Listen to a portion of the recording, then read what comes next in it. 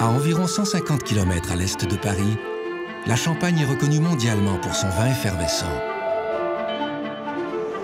Cette semaine, Jessica Arnois, sommelière émérite, s'est rendue dans cette région dont l'histoire est parsemée d'une foule de mythes et de légendes qui ont largement contribué à bâtir son aura de prestige. Une croyance populaire attribue la paternité du champagne tel qu'on le connaît aujourd'hui à Dom Pérignon. À tort, puisque dans les faits, l'effervescence de cette boisson serait davantage le fruit d'un heureux hasard de la nature que la création volontaire de l'homme. Au fil des siècles, la suprématie du champagne s'est confirmée grâce au labeur continu, à l'acharnement et à l'ingéniosité de milliers de vignerons. Jessica est allée à la rencontre de 4 de ces hommes d'exception.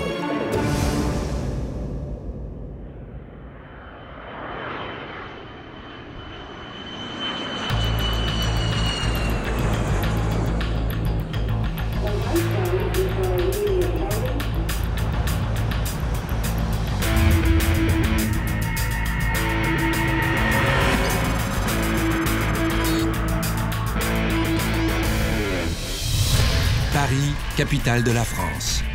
De loin la ville la plus peuplée du pays avec quelques 2 200 000 habitants, près de 10 millions en incluant l'agglomération. Avec un produit intérieur brut de 550 milliards d'euros, la région parisienne est un acteur économique majeur pour l'Europe. À lui seul, le secteur de l'hôtellerie représente un chiffre d'affaires annuel de près de 4,5 milliards d'euros. On y compte plus de 7000 restaurants et quelques 350 cavistes. Chaque année, on ouvre dans la ville de Paris seulement plus de 30 millions de bouteilles de champagne.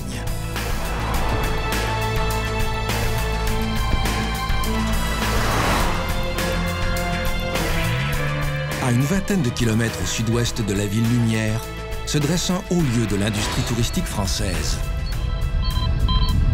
Le château de Versailles.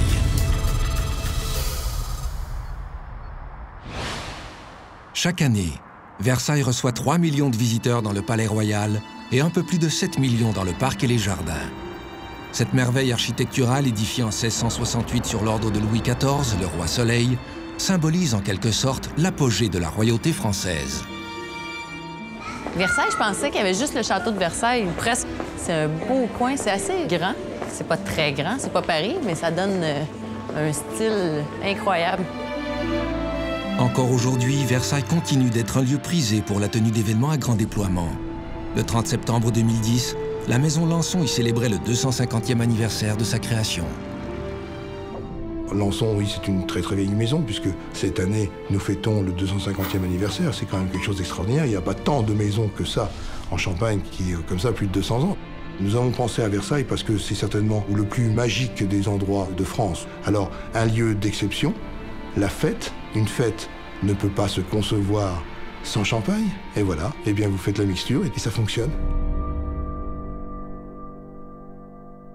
Au départ, ce n'est même pas un Lançon qui crée la maison, c'est un Delamotte. Et ce Delamotte s'installe à Reims, donc en 1760. Et il monte une petite affaire de vin, comme beaucoup d'autres ont pu monter leur affaire à l'époque.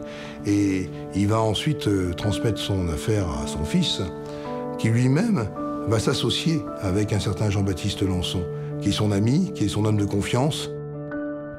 Et quand ce Delamotte est sur le point de disparaître, il fait un testament qui lègue en fait son entreprise à son ami et à son collaborateur associé, qui est le premier du nom, Jean-Baptiste Lançon. Et derrière, eh bien, nous allons avoir 5 générations de Lançon qui vont se succéder, qui vont développer notamment la maison à l'exportation. Alors, la famille Lançon, ensuite, va connaître quelques difficultés, parce que cette famille Lançon, eh bien, il y a beaucoup d'enfants. Et donc, il y en a qui travaillent dans l'entreprise, il y en a d'autres qui sont bien sûr quelque peu exclus de la gestion des affaires, mais qui, quelque part, aimeraient bien avoir leur part de l'héritage. Donc, la famille qui dirige l'entreprise ne peut pas faire face et met en vente. Et à ce moment-là, l'affaire Lançon va être, pendant une vingtaine d'années, elle va passer de main en main. C'est pas une période très agréable pour la maison parce qu'elle perd son identité quelque part. Elle va notamment perdre son vignoble. Ça, c'est très triste pour une maison. Il y a plus de 200 hectares et ces 200 hectares disparaissent. Et quand nous reprenons la maison en 2006, il n'y reste plus qu'un seul hectare qui est celui qui est derrière la maison ici à Reims.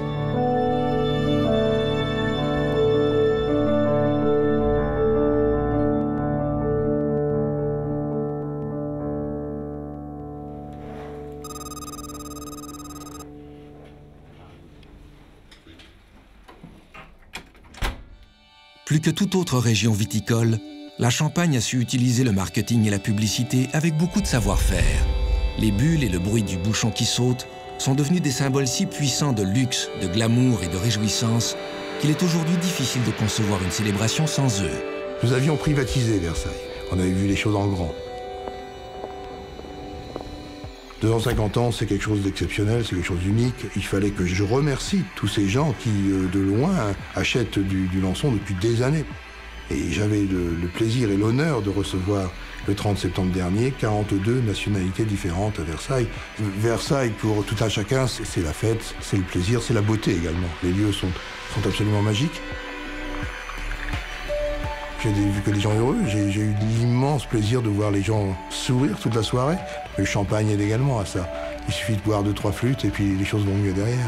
Un toast à l'amour, un toast au champagne, mes amis.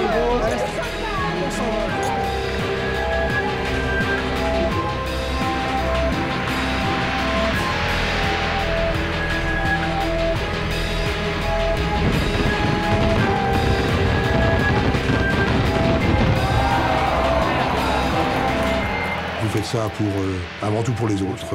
Il y a une grande preuve derrière d'amitié, d'amour, qui traduit notre passion pour notre produit et puis pour les gens, parce qu'on ne fait pas ça si on n'aime pas les gens, c'est clair.